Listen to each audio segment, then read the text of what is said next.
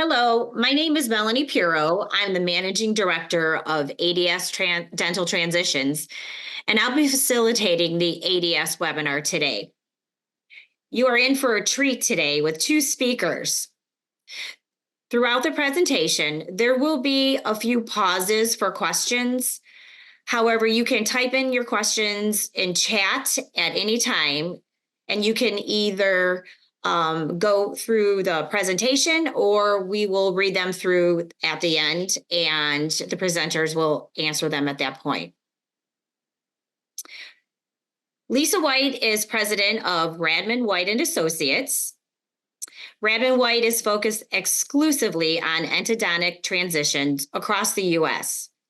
Founded in 1998, when Dr. Paul Radman, Lisa's father, wanted to sell his endodontic practice and could not find anyone who understood the nuances specific to endodontic transitions. The one constant for Lisa is she desires to treat others as she would like to be treated. Radman White has been part of ADS since 1999. Our next presenter is Kevin Cooper, who is president of American Practice Consultants and has been working on dental practice transitions and appraisals since 2017. Kevin is based in southern New Jersey, just outside of Philadelphia, and covers all of New Jersey and eastern Pennsylvania. His firm was started in 1985 by Kevin's father, Dr. Philip Cooper, and Kevin took over ownership in 2023. American Practice Consultants has been an ADS Dental Transitions member since 2006. Lisa and Kevin, let's go. Thanks, Melanie. Appreciate it. Hi, we're going to get started with an overview of the process, just trying to give you insight into how to become an owner of your own practice. Some dentists just think, oh, I'll just go work this out with my colleague. I'll just find a place I want to go, find someone and make it work. And while that might work, it's likely that neither of you have experienced how to buy or sell a practice. Sadly, we have seen instances like this where the purchaser gives up key things that they didn't even know to ask for.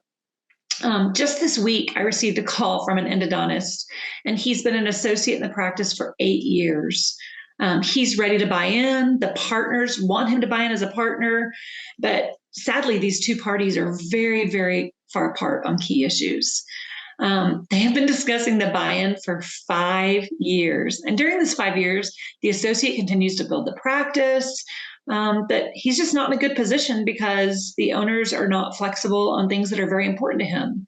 So it is our opinion that items such as buy-in price, how long are you going to work as an associate, and equal partnership all need to be agreed to up front. Now, another example is we had a purchaser that found a practice in a city where he wanted to live in. He just went and did some research and he reached out to the owner and they said, yep, we're going to buy it. I think they even agreed upon a price. But after more than a year went by, the purchaser and seller were no closer to a sale. Just neither party could understand what was customary for a buyout. They didn't know how to proceed. They didn't know what things to do. And really both just got frustrated and about gave up. At that point, the purchaser came to us, the seller hired us, and we successfully transitioned the practice from the seller to the purchaser.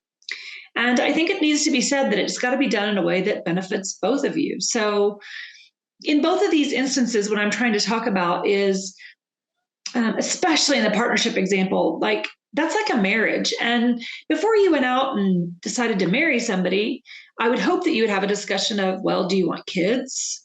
Do you not want kids? Where do you want to live? And many other important issues. So we're a big believer of before you become a partner, you should have those same tough conversations.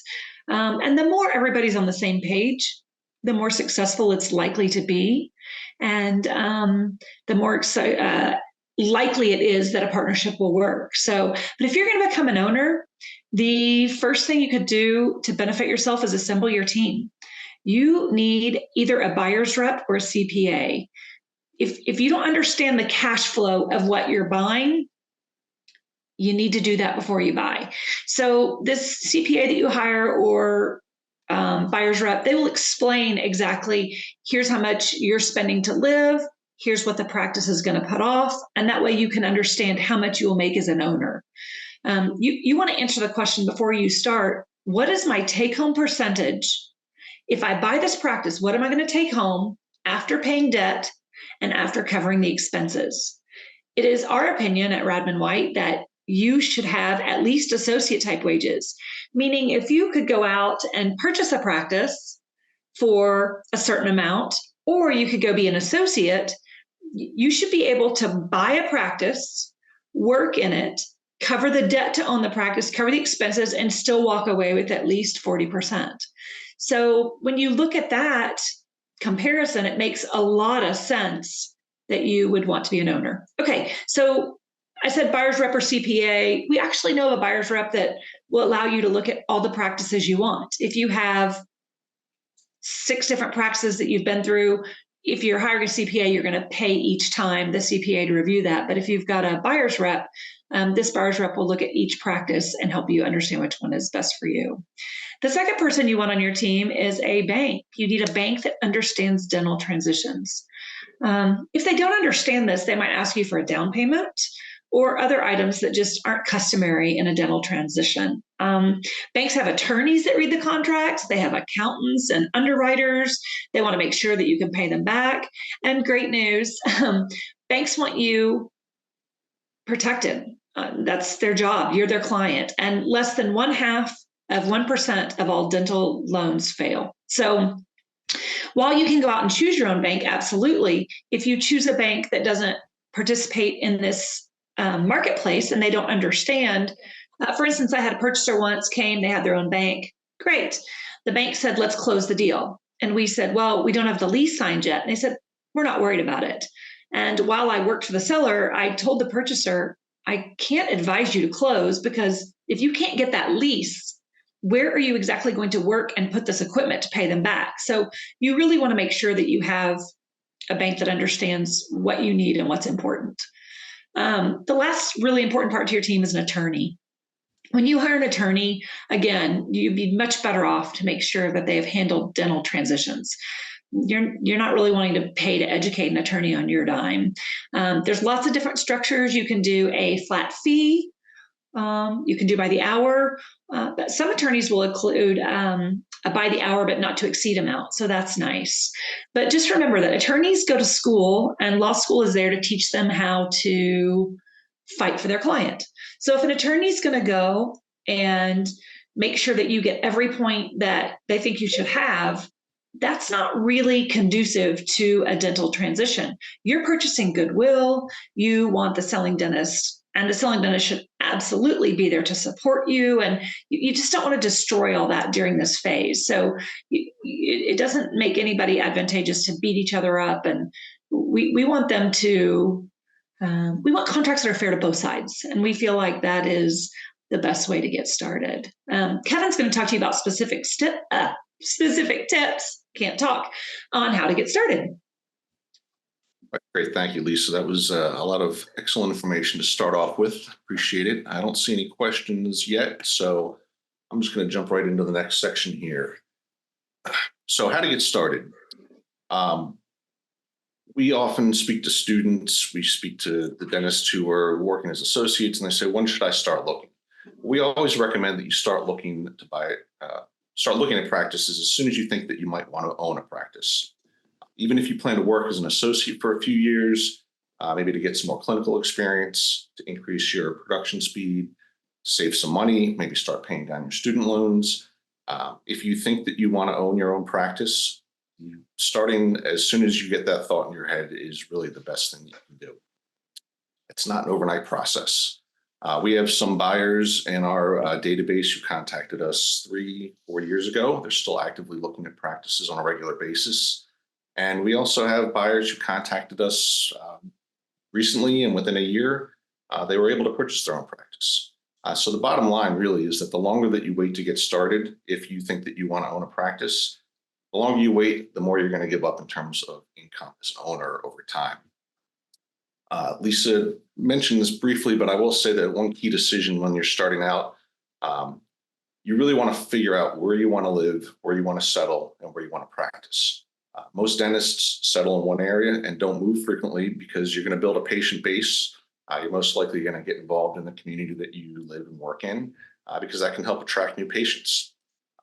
And I will say that if you're married or if you're in a relationship and you're thinking about marriage, to Lisa's point, you want to have that discussion because you want to make sure that you and your spouse are on the same page regarding where you want to live and work. Now, a couple other points to think about. You might not want to settle in an area where you're currently working, maybe as an associate. Maybe you found a job that's close to where you went to school, but you don't plan on staying there. So you might need to travel to look at practices. We had a buyer recently who lived in Washington State and wanted to relocate back to the East Coast. And that person, or that dentist, was traveling on the weekends, quite a few weekends over the course of a couple months, looking at practices, looking at homes. So you really need to think about location when you're looking to buy a practice. And really, when you're looking to purchase, what we've seen buyers experience is that it can take at least a year, in normal circumstances, from the time that you start looking to the time that you're holding the keys to your new practice. Another topic, how to locate practices for sale. So I will start off by acknowledging the ADS Dental Transitions website, adstransitions.com. All of the member brokers list practices on the ADS Transitions website, and there are other useful resources there related to buying a practice, so that's a great place to start. Obviously, Googling keywords such as dental practices for sale can really get specific by putting in your location to help you find listings, and really contact the brokers that are in the area that you're looking at. Most brokers have exclusive listings, so if you reach out to them, a lot of brokers will ask you to fill out, we have a buyer information form, which is some basic information about who you are, where you live, where you went to school, what you've been doing since you graduated, and where, like I said earlier, where you're looking to purchase. That way we can add you to our database and we will send you listings as they come on the market to help you, not have to spend as much time trying to figure out what listings are out there. Another really good resource, and I'll get into financing later, but it's good to talk to the lenders in the dental industry. Lisa had mentioned that it's important to have people on your team that are familiar with dental transitions. ADS Dental Transitions works with 3 preferred lenders, Bank of America, Huntington, and Provide. And those local lender reps in your area can put you into contact with brokers in the region where you're looking. And brokers also frequently share their listings with the lender representatives. So they're in the market every day. They're familiar with what practices are out there and which brokers are in which area. So they can help you put you in touch with the people that you need to speak to. And one lender in particular, Provide, has a repository on their website called the Provide Marketplace. And you can go there, and just like on the ADS Transitions website, you can also go to the Provide Marketplace to see what practices are available all across the country. And just to kind of wrap this section up, just a couple of tips to think about when you're starting out. This comes up a lot, technology. So a year ago, I was at the University of Pennsylvania's School of Dental Medicine to speak to some of the students. And after we did the lecture, we took a tour of the school and the clinic, and I was really blown away by the technology. I mean, state of the art, everything. And we see dentists who are looking to buy practices think that they need the newest, the latest, and the greatest technology from day one when they purchase the practice. The reality is that when you're looking at offices and dentists who are retiring, who have worked for 30, 40 years, and they've reached the point that they're ready to retire, they're probably not going to have the latest, greatest, and newest technology in the practice. If the practice is generating revenue and there's a good profit margin and the cash flow is there, they're not going to want to invest at the end of their career to put that new technology in there. So that's just something to keep in mind. We often recommend to buyers who think that, an office might be outdated, we tell them, take one operatory, When you buy the office, take that one operatory, make it what you want, make it so that you feel that you can work and be productive in that one operatory. And then over the next, every 6 to 12 months, take another operatory in the practice, update that. You also have to take in consideration the staff in the office. If you walk in day one and you're putting in lots of new technology, that could disrupt the staff and might have a negative impact on the staff, which is part of the goodwill that you purchased and just spent a lot of money to buy. So you're going to see practices that don't have the latest and greatest technology. Don't take that as a negative. You can always update the practice over the years after you buy it. One last point I'm going to make about this: if you're an associate and you have an employment contract, you got to be really familiar with any restrictive covenant or non-compete language that's in that contract. That might limit where you can look to buy a practice. There's probably a certain number of miles that you have to be away from where you're working. I know there's a lot of discussion right now on the national level about enforceability of non-competes, and it varies by state. So again, going back to Lisa's point about having people on your team that are knowledgeable, having an attorney that can look at your employment contract to help you understand the non-compete and the language is very, very important. So I'm going to end that particular section. Don't see any questions yet, but I'll pause for just a second. Melanie, anything that I'm not seeing here? I don't see any questions yet. So if you have any, please feel free to put it in chat and I'll make sure I relay it to the presenters. All right, great. Good. Thanks. So I'm going to turn it back to Lisa to talk about the benefits of owning a practice. Thanks, Kevin. I was talking to somebody who had recently purchased their own practice, and this was a very young dentist. And he said, if I had known how amazing it is to have my own practice, I would have done this so much sooner. And this is a guy who purchased within 3 years of getting out of dental school. So it was pretty quick for him, but he was just lamenting that he had spent time working for others and that he didn't get out on his own soon enough. Okay. So I think some of the reasons that he had this take and that we forget to think about is when you're the owner, you create what you want. You structure your day in the way that's best for you. You create an atmosphere in your practice that reflects who you are and what you value. You get to decide how treatment plans will be presented and implemented. And you get to decide what insurances you take, what you wouldn't take. You just get to take charge of your practice and your work life. So once you get all those things, and then you add onto that the ability that you're now making considerably more profits and income that's all staying with you, I think these are but some of the reasons that this dentist was so thrilled to be an owner and just in control of his professional destiny. He just was experiencing great job satisfaction as an owner. So I think it's all about this earning potential, though. So all you have to do is look around the dental marketplace right now, and what you'll see is DSOs and corporate dentistry everywhere. And the reason you see that is because of the profitability. So this is Wall Street entering your profession and taking over as much market share as they can because they see how profitable a dentist practice is. So these equity investors understand the money to be made in a dental practice. And so what that does in turn is it causes these corporations to all vie for every resident to come and work for them and make money for them.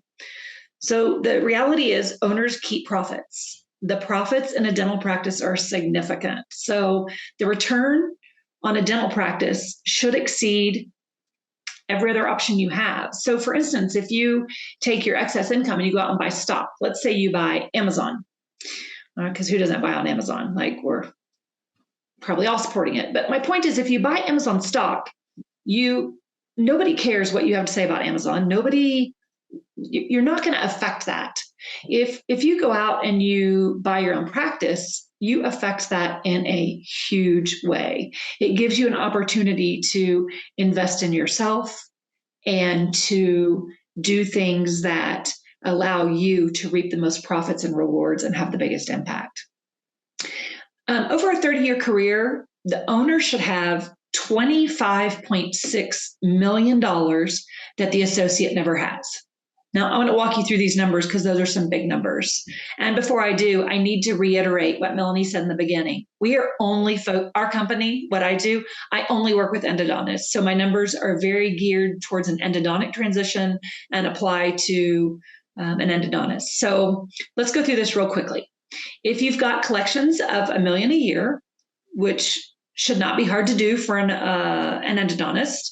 It's pretty basic, really. It's if you do 20 cases a week, which would just be 4 a day, which most in residency are doing at least 3 a day. So if you could do 1 additional a day, and since you'd have an assistant and have somebody cleaning up after you and all sorts of things that you don't have in dental school, I think it's pretty reasonable. So if you take this 20 cases a week, it's an average of $1,000 a case.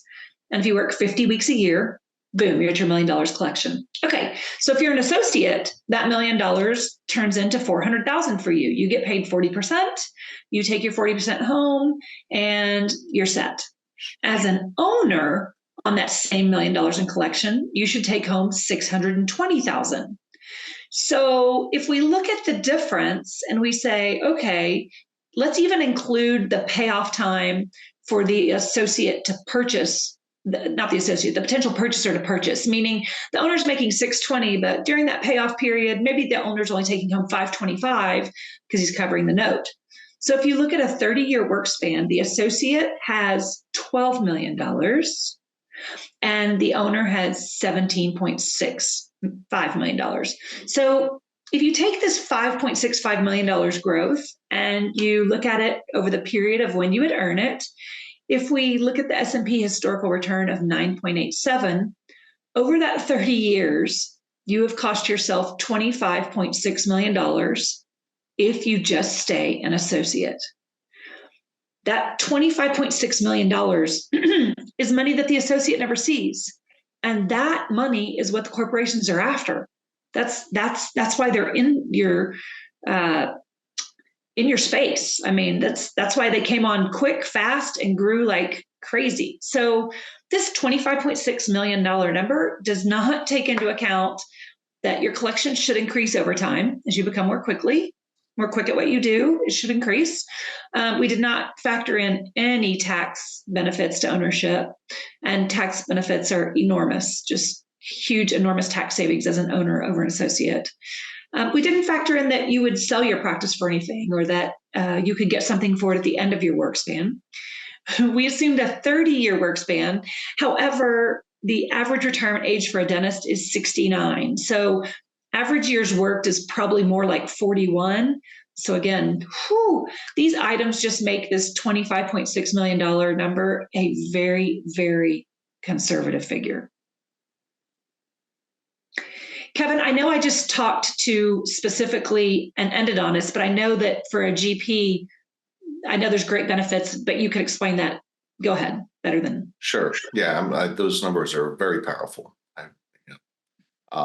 Just one kind of anecdotal piece of information, in a general practice, we've seen where, a general practice with a good hygiene department, that it's possible for hygiene to, just the revenue produced from the hygiene department can pay for the note for the practice and real estate.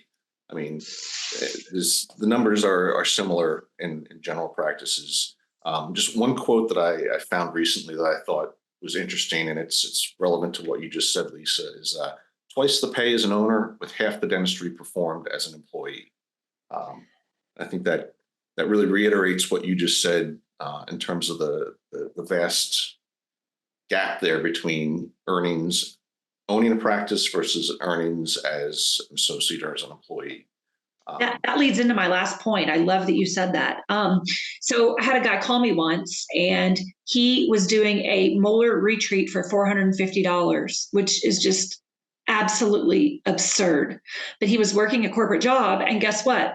They would rather him be there and do that for $450 than send him home. So when you have your own practice, you get to also decide what insurances you accept, what you're willing to do. And I think, I don't know if any of you saw that movie $1 Million Baby, but it's about a boxer. And this boxer is just goading and goading and trying to get the manager to set up more and more fights. And the manager is sitting back saying, you only have so many fights in you. Like there's a limited amount. And I think as dentists, it's a true thing. You only have so many root canals in you, because at some point your shoulders or neck are going to give out, or who knows what might give out. But the point is, you have a limited number of root canals, and you don't want to be doing them for a price of $450 on a retreat, because that just makes zero sense for you or anybody else. So you get control of things like that, and it makes a huge difference. Okay, I think, Kevin, you were going to talk about financing. Yes. So we'll wrap up here with just some general information about financing. So two big issues that we hear from buyers. Number one, I have a ton of debt, student loans. We understand that you're coming out of school with hundreds of thousands of dollars of debt. And also right now, in the current environment, interest rates are higher than what we saw, the past few years. So first, I'm actually going to go into interest rates a little bit. In general, from what we've heard from economists, we just had our our spring ADS transitions meeting in New Orleans recently, and we have the lenders come in and speak to us and some economists. And in general, I think the thought is that we're probably not going to see sub 4% interest rates again for a long time, if ever. Right now, we're seeing mid 6s to low 7s, but take a step back. And while yes, that's higher than most of us are used to, consider the dentists who are retiring right now or selling practice that you may end up buying. They, if they started practicing in the mid, late 80s, 30, 40 years ago, they saw interest rates 10, 15% in those ranges. And they're retiring, having had a successful career, and they lived through it and they survived, and it's doable. So don't let the interest rates stop you from purchasing practice, because again, going back to the point earlier, every day that you wait because the rates might go down tomorrow is a day of lost revenue for you as an owner. Moving on to debt. Again, we know that you come out of school with hundreds of thousands of dollars of debt. This is why it's extremely important to, again, have the right people on your team and have working with lenders that know the dental industry. You can absolutely go to your local bank, apply for a loan to purchase practice, but I can almost guarantee that if they're not familiar with the dental industry, you're going to end up having to pay a lot more, you're going to have to do a lot more to apply for that loan because of the amount of debt you have, and the bank might not understand that dental school loan is not necessarily bad debt. And you may end up having to pay higher rates in the loan. So we all know you come out of school with hundreds of thousands of dollars in loan, but think of your school loan as an investment in your future. Lisa and I were talking about this the other day. Your school loan is an investment in your future rather than debt. You probably already think of it that way. Otherwise, you wouldn't have taken out the loan to go to dental school. If there was ever good debt, dental school loan would probably be a good example. And the lenders that are familiar with the dental industry know that. But as long as you're working to pay that off, you're working to save money, not living beyond your means. The lenders that are, again, familiar with the dental industry, like Bank of America, Huntington, Provide, they understand that, and they will still loan you money to buy a practice. Why? Lisa already mentioned it earlier, because dental practices have an incredibly small default rate, very low default rate, less than 1%. I think Lisa had mentioned the other day it was less than 0.5%. So it's incredibly low, and the banks that understand the dental industry know that, and they will lend you the money to buy a practice. In most cases, what we see, not in all cases, but in most cases, we see that lenders will lend 100% of the purchase price, assuming that the practice is priced appropriately and the cash flow works, with no money down. And they'll also give you a certain percentage of the purchase price for working capital, because that'll help you cover expenses for the first few months until your collections catch up. Real estate, if that's involved in the purchase, that's a separate part of the deal. Real estate, they still typically look for 20% down. Another issue related to financing is the size of the practice. So we run into this a lot. We have dentists who, are approaching retirement. Maybe they've slowed down. They're not working as many days, not as many hours. Their collections have dropped. And they think, oh, well, my practice has kind of gotten smaller. This is a perfect opportunity for someone to come in and, build it back up because it's got lots of potential. Not always the case when you're looking for a practice. If there isn't a lot of cash flow, it's going to be hard for you to both service the note on the practice and to have a livable wage. You're going to have more advertising, higher wages to pay staff as you add back those additional days and hours, and just more overhead in general. That practice could almost in some degree be considered a startup, and the lenders that I mentioned do have loan products that can help in those situations. But the point being, when it comes to financing, we always recommend that you reach out to the lenders and get pre-qualified. There's a difference between pre-qualified and getting approved. You can get pre-qualified. They'll look at your current financial status. They'll look at, your production capabilities, how much you've been saving. Have you purchased a house recently? Are you driving a fancy car? Or are you living within your means as your current salary?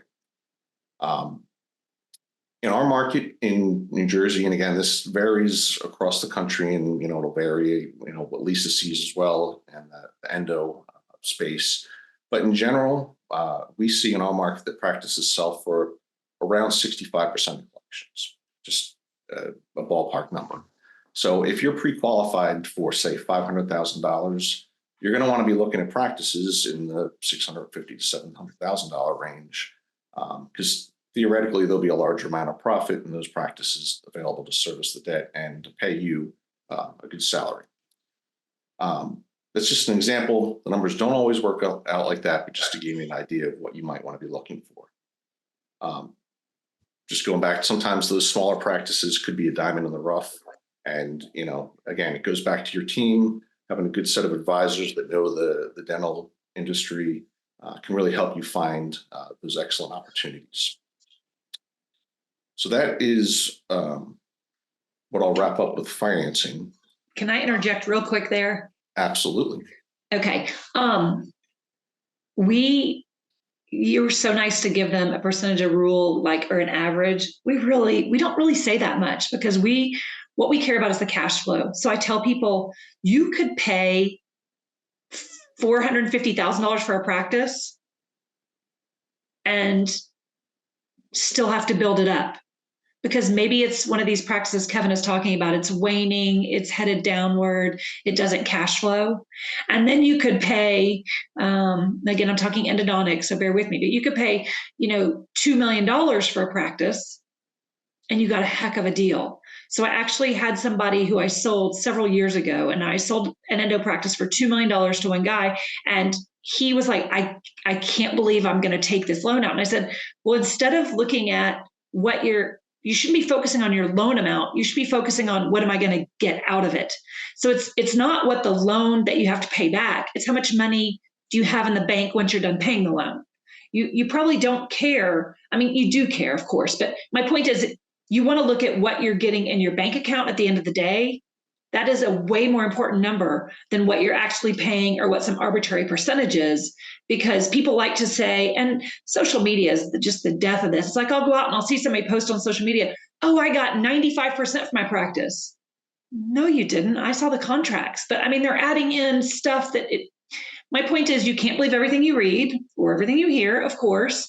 But I think that what you can believe is when the CPAs run the number, when the bank tells you you're going to have 40% or even 45% left, again, sorry, endodontic examples, when you have that left after paying your debt and after expenses, that's significant. So you need to look at what's going in your bank account. And to touch real quick on the real estate, sometimes we have practices that are so profitable that you don't have to put the 20% of the real estate because the practice is covering it. So you can get some really incredible situations if give yourself some time and spend some time looking, because there's just practices that print money out there. You just got to be willing to maybe look at a little different location than what you originally thought. Yep. Yeah, those are great points, Lisa. And I think, going back to what we said earlier, the sooner you start looking, it's not an easy process by any sense. So, getting in touch with the lenders, finding out kind of where you stand financially is definitely important.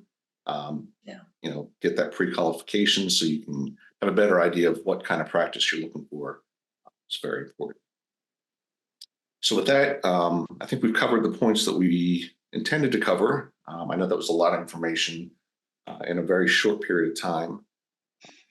Melanie, if there are any questions, we can take those.